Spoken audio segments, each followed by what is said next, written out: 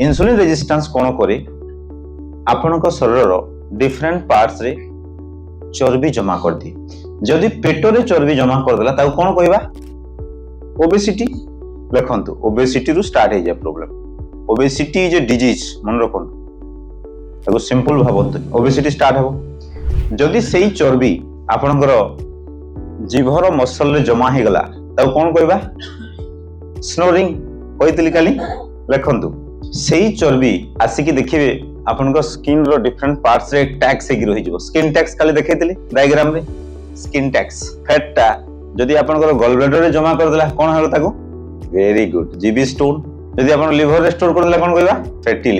fatty liver प्रथमे हबो धीरे धीरे लिवर स्टियासोसिस तापरे एमएएसएलडी तापरे आपनकर जो सिरोसिस तापरे कैंसर सब देखो ए सब स्टेज को डेवलप होजु देखो एवं धीरे धीरे कोन आसे ए फैटटा जदि आपन पैंक्रियाज रे स्टोर हे गला टाइप 2 डायबिटीज जोरा कहूजु हमें मोटू वाला diabetes type 2 diabetes type T2DM type 2 diabetes mellitus